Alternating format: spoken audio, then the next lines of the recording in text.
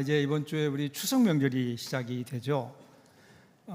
추석 그러면 여러분 가장 먼저 떠오르는 단어가 뭘까요? 여러분들 얼굴을 보니까 피곤 이렇게 써 있는데 가장 많이 떠오르는 단어가 고향이래요. 고향. 특별히 한국 사람들에게 고향은 중요하죠. 여러분의 고향은 어디입니까? 고향에서도 그립기만 한 고향이라는 글이 있어요. 언제나 그리운 고향, 고향 땅에 살면서도 그립기만 한 고향. 아스팔트 신장로 나기 전 소 달구지 타고 학교 가던 길, 당인리 발전소 지나 용마루 넘어 호박밭을 지나 학교 가던 길, 하굣길에 소나기 만나면 원두막에 올라 너른 호박잎 두드리는 빗소리에 입 다물고 숨죽이던 날, 넘치는 개울 건너다 멱 감고 집에 오던 날, 그 새싹 같은 가슴으로 살던 날, 고향에 살면서도 그 고향이 그립습니다. 가까운 공덕동에 목회하시는 이주연 목사님의 글인데요, 그분의 고향이 마포인데 마포에 살면서도, 그러니까 고향에 살면서도 그 고향이 그리운, 고향에 살면서도 그 고향이 그립습니다. 여러분 그렇지 않은가요? 우리가 고향을 찾지만 고향에 가도 여전히 우리 가운데 고향에 대한 그리움은 그대로 있는, 고향에 살면서도, 고향에 있으면서도 고향이 그리운 이유가 뭘까요? 그것은 어쩌면 진짜 고향이 어떤 지정학적인 장소가 아니라 우리 마음속에 있는 채워지지 않는 것에 대한 어떤 그리움이 아닐까. 과연 우리가 그리워하는 그 고향은 과연 어디일까요? 성경에서 우리에게 가르쳐주는 고향은 어디일까요?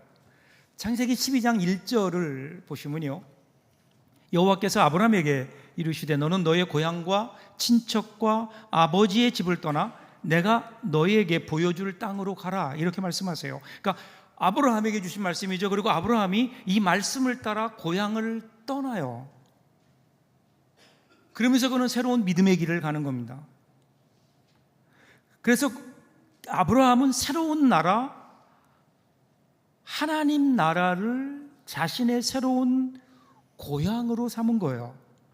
그렇기 때문에 여러분, 고향은요, 우리 육신의 고향은, 우리가 말하는 고향은 우리가 돌아가야 될 어떤 마지막 지점이 아니라 떠나야 될 출발선, 이것이 오늘 우리가 생각하는 육신의 고향이 아닐까.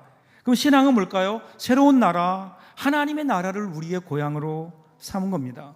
그리고 그 길을 가면서 우리는 하나님을 우리 삶의 주인으로 인정하고 우리를 위해 준비하신 고향을 향해 나아가는 사람들, 그 사람들이 그리스도인이고 그리고 그들이 영적 순례자인 거예요. 그러기에 우리는 다른 가치관으로 살 수밖에 없어요. 가치관이 다르기에 세상과 다를 수밖에 없고 또 달라야 되는 겁니다.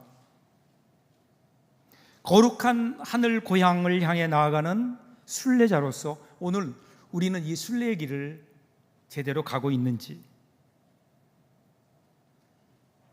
자, 오늘 본문도 보세요. 오늘 본문을 보시면 아람과 이스라엘의 전쟁 이야기가 나와요. 그런데 이 아람 군대가 이스라엘, 북이스라엘을 공격해 들어옵니다. 북이스라엘의 수도인 사마리아 성까지 밀고 들어온 것을 보면 군사의 전력이 더 월등했던 것 같아요. 그런데 불행 중 다행으로 사마리아 성은 그래도 그나마 든든한 편이어서 그들의 공격을 잘 막아내고 있는 거예요. 그러니까 이제 이 아람 군대가 작전을 바꿉니다. 봉쇄 작전을 쓰는 거예요. 사마리아 성을 포위해요. 모든 출입을 통제해요. 그래서 모든 물자를 끊음으로 스스로 항복하게 만들려고 하는 작전이에요. 자, 그러니까 그 결과로 성 안의 물가는 하늘 높은 줄 모르고 치솟았고 사마리아 성 안의 상황은 최악으로 치닫고 있는 거예요. 민심은 불안해지고 그리고 그러다 보니까 사람들은 하나님을 원망하고, 그리고 엘리사, 하나님의 사람이었던 엘리사에 대한 원망까지 커져서 그를 죽이고자 하는 시도도 있었어요.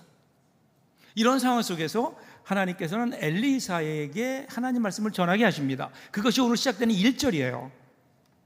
엘리사가 이르되 여호와의 말씀을 들을지어다. 여호와께서 이르시되 내일 이맘때에 사마리아 성문에서 고운 밀가루 한 스아를 한 세겔로 매매하고 보리 두 스아를 한 세겔로 매매하리라 하셨느니라.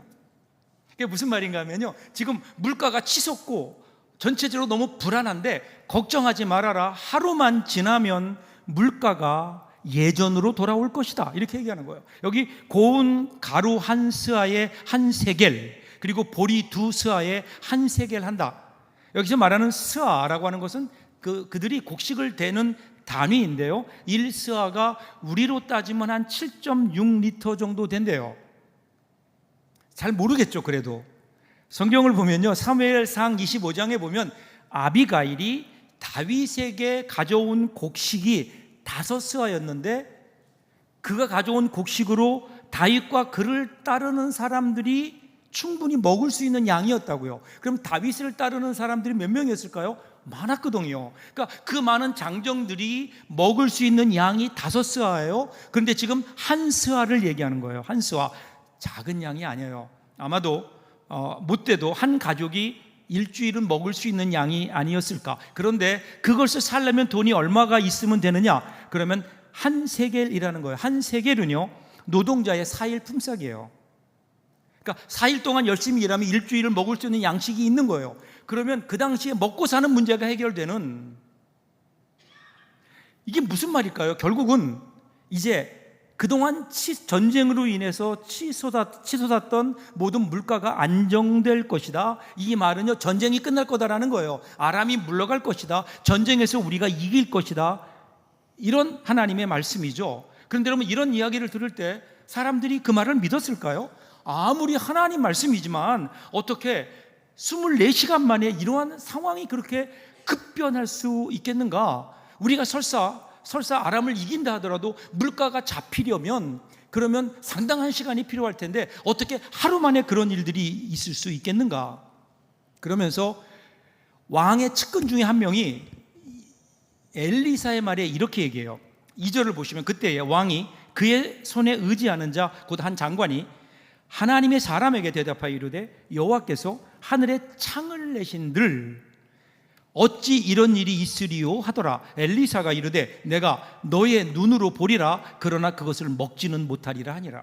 여기 보면 왕이 그의 손에 의지하는 자, 왕의 측근이에요.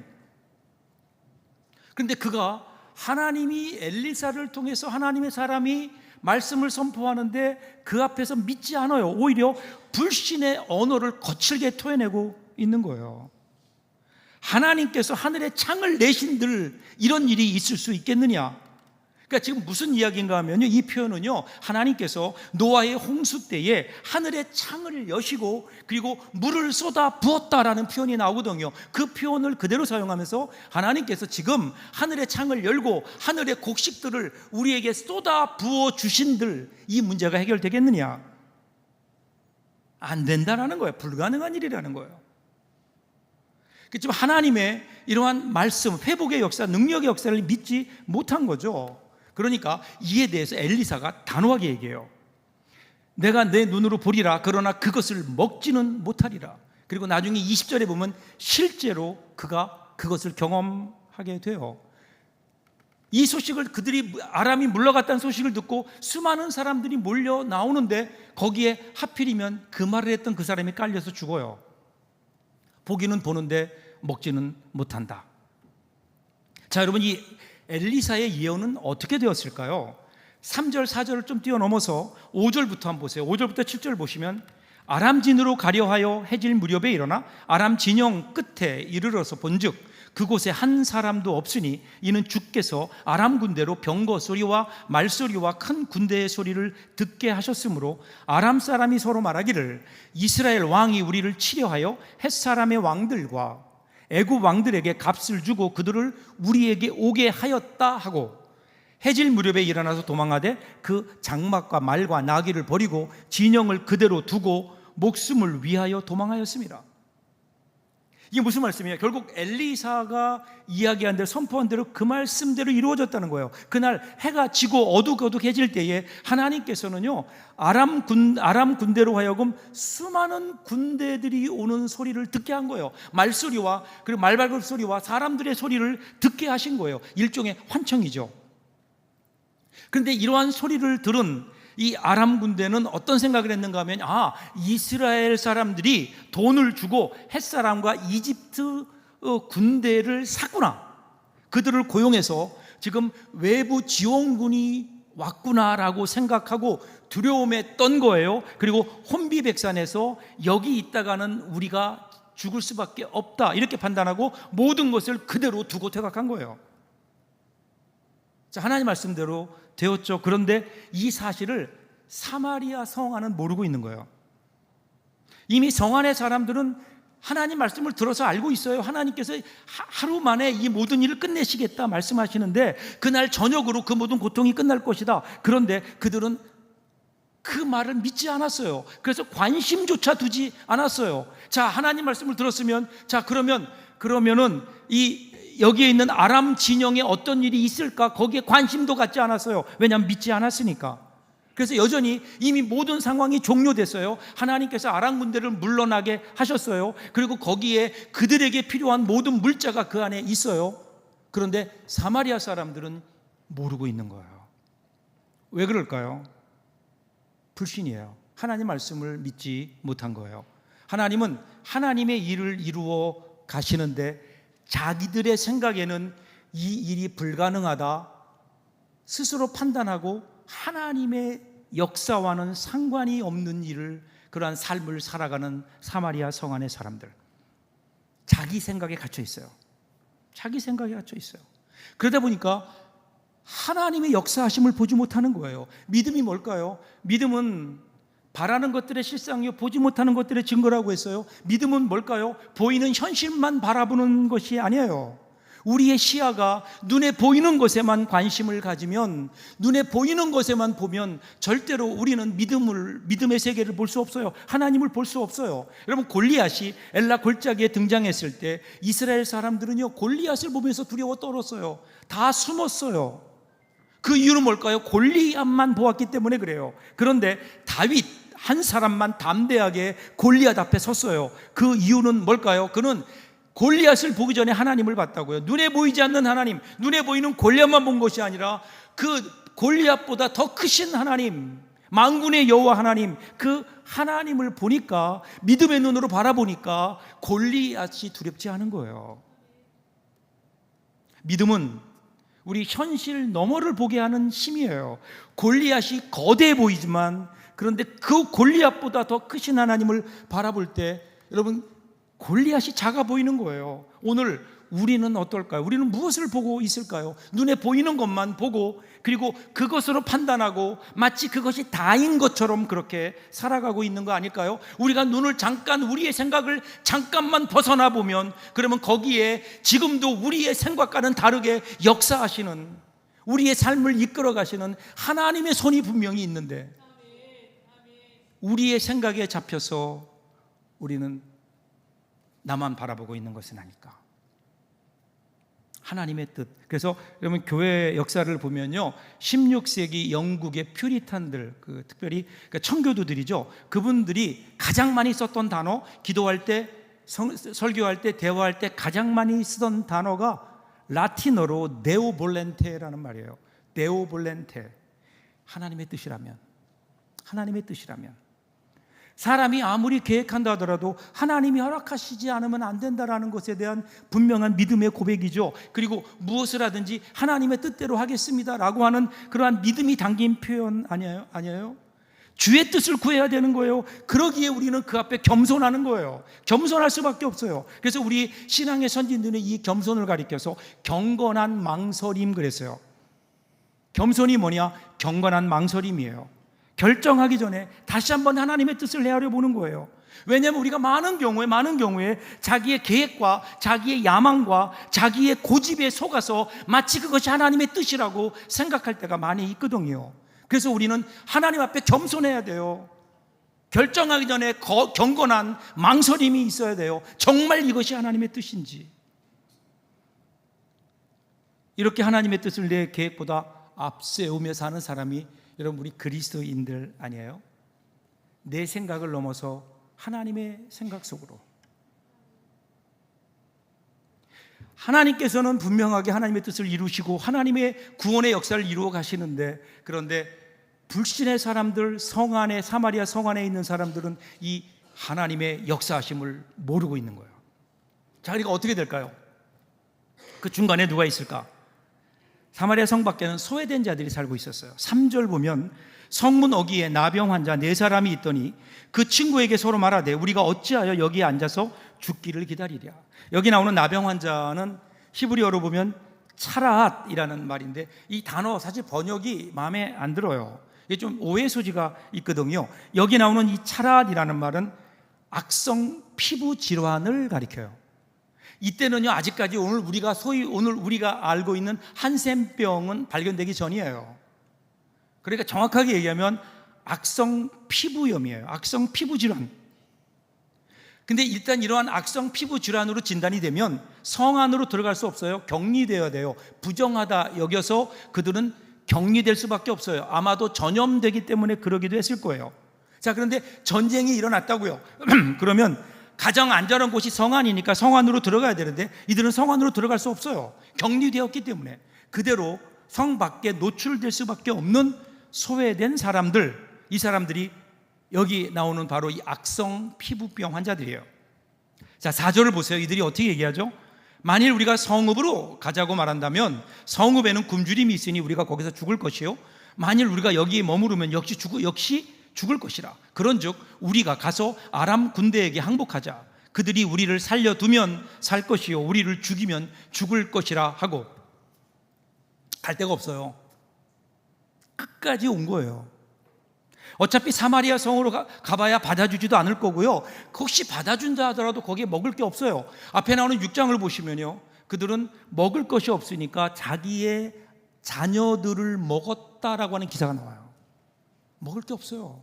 그런데 거기 간다고 이 사람들의 먹을 것을 줄까요? 아니에요.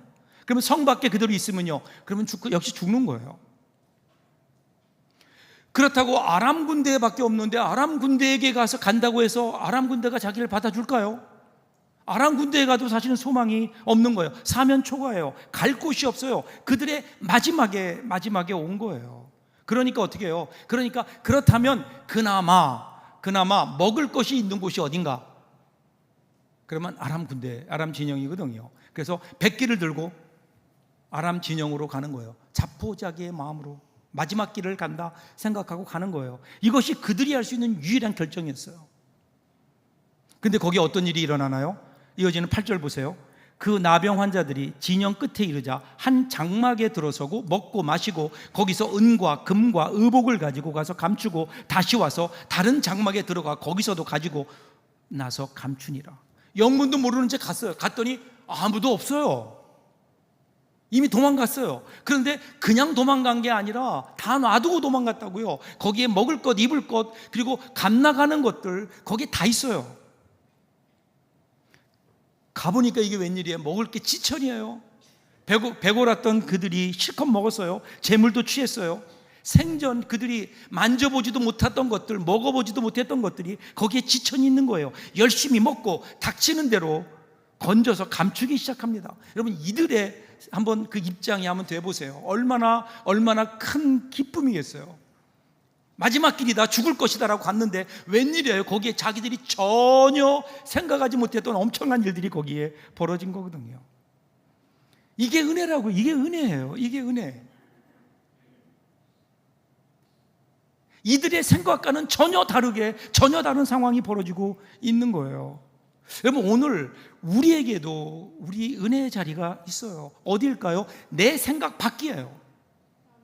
내가 생각하는 그 안에 내 생각이 아니라 하나님께서는 언제나 우리의 생각을 뛰어넘어서 우리의 생각 밖에서 역사하시는 그 하나님의 은혜가 있잖아요. 오늘 우리가 내 생각에 사로잡혀 있다 보니까 내 생각 밖에서 역사하시고 우리의 삶을 인도해 가시는 하나님의 그 구원의 역사를 오늘 우리가 경험하지 못하고 보지 못하는 것은 아닐까요? 여러분, 광야로 나온 이스라엘 보세요. 먹을 것이 없어요. 그러니까 하나님께서 만나를 주시잖아요. 처음에 그들이 얼마나 감사했어요. 만나, 야, 이게 도대체 뭐냐? 이게 만나거든요. What is this? 이게 광야예요. 이게 도대체 뭐냐? 그런데 세월이 가면서 그 은혜를 잊어버렸어요. 나중에는 도대체 이게 뭐야? 왜 매일 똑같은 거야?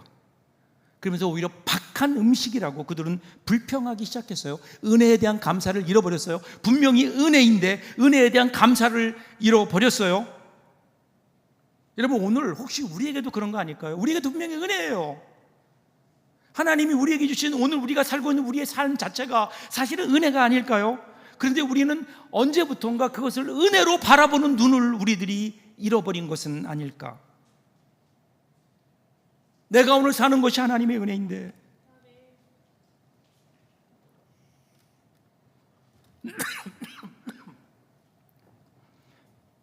죄송합니다.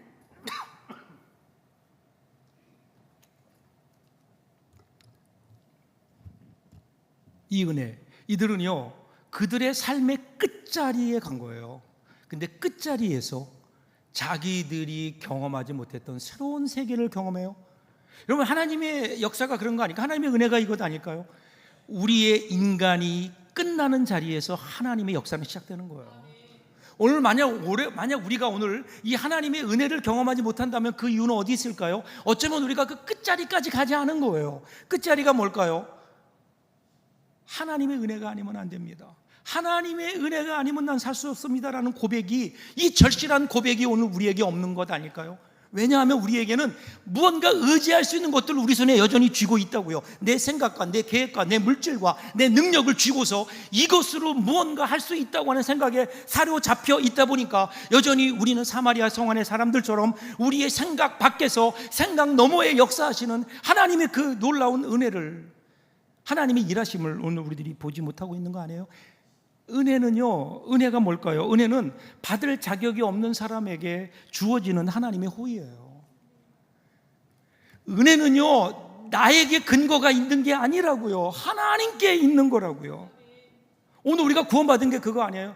내가 구원받을 만해서 구원받은 게 아니에요. 하나님께서 나를 그냥 이대로 지옥 가게 하시기에는 하나님이 우리를 사랑하시는 사랑이 너무 커서 주체하실 수 없는 사랑으로 오늘 우리에게 베풀어 주신 은혜, 그것이 우리에게 구원의 은혜인 거예요.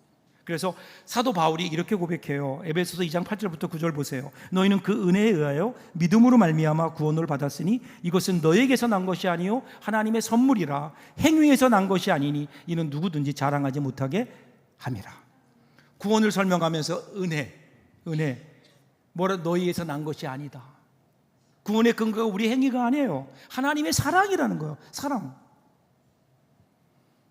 여러분, 이 하나님의 은혜를 경험하게 되니까 여러분 이들이 어떻게 바뀌는 줄 아세요? 9절 보세요. 9절 같이 한번 읽어볼까요? 9절을 같이 읽습니다.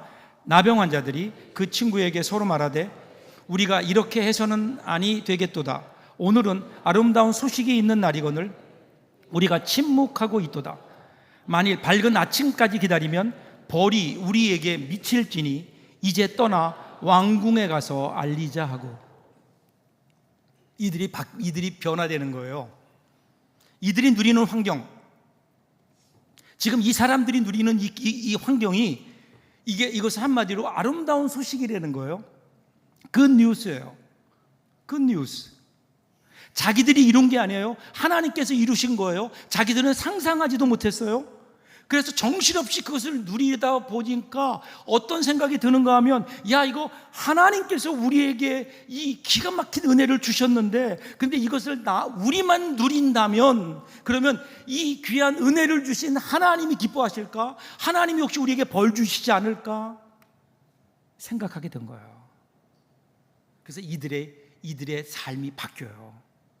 소외된 자에서 이제는 복된 소식을 전하는 자로 바뀌어져요. 이것이 은혜예요, 은혜. 그래서 어떻게 될까요? 그들이 찾아가서 복된 소식을 전하는 자로 바뀌게 된 거예요. 이게 여러분 은혜 아니에요? 그래서 고린도전서 15장 10절 보면요, 사도 바울이 이렇게 얘기해요. 그러나 내가 나된 것은 하나님의 은혜로 된 것이니 내게 주신 그의 은혜가 헛되지 아니하여 내가 모든 사도보다 더 많이 수고하였으나 내가 한 것이 아니오 오직 나와 함께 하신 하나님의 은혜로다. 은혜로다. 내가 주님에게 받은 은혜가 있으면, 내가 그 은혜를 정말로 경험했다면, 그럼 오늘 우리에게 나타내야 될 건 뭘까요? 사명이에요. 은혜 안에 숨어있는 사명이에요. 주님의 복을 주님의 은혜를 받았으면 그럼 우리에게는 사명을 알아야 되는 거예요. 주님이 주신 그 무엇이 있다면 거기에는 하나님이 우리에게 주신 은혜라면 그러면 거기에는 사명이 있다고요. 그래서 은혜와 사명은 함께 가요. 오늘 나에게 주신 것들 한번 보세요, 여러분. 하나님이 나에게 다른 사람보다 조금 더 많이 주신 게 뭘까요? 여러분, 그것이 오늘 우리에게는 사명이 되는 거예요. 그 은혜가 사명인 거예요. 여러분, 은혜를 은혜로 끝나지 말게 하세요. 은혜가 사명으로 이어져야 거기에 하나님의 뜻이 이루어지고 그리고 우리 신앙의 열매가 거기에 맺혀지는 것 아닐까요? 오늘 나에게 주신, 내가 다른 사람보다 조금 더 하나님이 나에게 물질의 복을 허락하셨다면, 물질의 은혜를 주셨다면 그것 가지고 내가 무엇을 해야 되는지, 하나님께서 이것을 통해 나는 무엇을 하기를 원하시는지 사명을 깨닫는, 그때 그 은혜가 진짜 은혜가 되고 그리고 그 은혜가 진짜 우리에게 복이 되어서 우리의 삶을 더 풍성하게 하고 이 세상을 아름답게 만들어가는 것 아닐까요? 오늘 이 은혜, 지난 코로나 시대를 지나면서 많은 사람에게 감동을 주었던 정학진 목사님의 글 가운데요, 축복과 사명의 차이라는 글이 있어요. 이런 글이에요. 모야모야 병을 앓고 있는 15세 소년의 투병기를 지켜보다가 울었다. 문득 건강한 것은 축복이 아니라 거룩한 부담이다. 사명임을 깨닫는다. 곰팡이 냄새나는 지하교회, 서너 명 교인이 전부인 새빵교회에서 월세 내는 날을 두려워하는 미자립 교회가 존재하는 한 더 이상 예쁜 교회 건물은 축복이 아니다. 부담이다. 사명이다. 뼈까지 달라붙은 쇠고챙이같이 마른 몸을 하고 목마른 눈초리로 쳐다보는 아프리카 검은 대륙에 저 어린 것들이 있는 한 하루 세 끼 따박따박 먹는 것은 더 이상 복이 아니다. 부끄러움이다. 사랑하는 이를 잃고 가슴 아파 울고 있는 교우가 있는 한 더 이상 내 자식이 건강하게 자라는 게 복이 아니다. 남들보다 앞서고 칭찬거리가 많은 게 자랑이 아니다. 입 다물고 겸손히 그분의 은혜를 기억해야 할 일이다. 이것이 은혜 받은 자의 고백이 아닐까요? 은혜 받은 사람은 하나님의 세계를 경험한 사람이기에 더 이상 자기 자신의 생각에 갇혀있지 않아요. 하나님을 향하여 자신의 생각을 열어놓습니다. 하나님께서 우리를 위해 위대한 일을 하셨고 지금도 그 일을 하고 계심을 믿어요. 그러기에 자신의 생각에 갇혀있지 않아요. 그 하나님의 은혜의 바다를 향해 나아가는 거예요. 오늘 여러분, 우리가 이 하나님의 은혜 앞에 가야 되지 않을까요? 오늘 우리에게 문제가 있다면요, 오늘 우리가 사방에 우겨쌈을 당한 것도 아니에요. 먹을 것이 없는 것도 아니에요. 사람에게 무시받는 것도 아니에요. 악성 피부병 환자가 된 것도 아니에요. 오늘 우리의 문제는 이 하나님의 은혜를 모르는 게 문제인 거예요. 하나님의 은혜를 바라보지 못하는 거예요. 하나님을 모르는 것. 오늘 이 말씀을 통해 하나님 우리에게 말씀하세요. 우리의 생각을 뛰어넘어 하나님의 세계, 하나님의 뜻 앞으로 나오라고요. 이 한 주간 추석 명절이 우리에게 있어요. 우리에게 어떤 일이 일어날지 우리는 알지 못하지만 하나님의 은혜는 우리에게 일어나는 그 어떤 일보다 더 크십니다. 그리고 하나님께서 우리 삶에, 우리 생각 너머에 역사하고 계신다고요. 우리의 눈을 들어 믿음의 눈으로 그 하나님을 바라보며 그 하나님과 함께 승리하는 복된 한 주간을 살아내는 저와 여러분들 될 수 있기를 주님의 이름으로 축복합니다. 기도하겠습니다.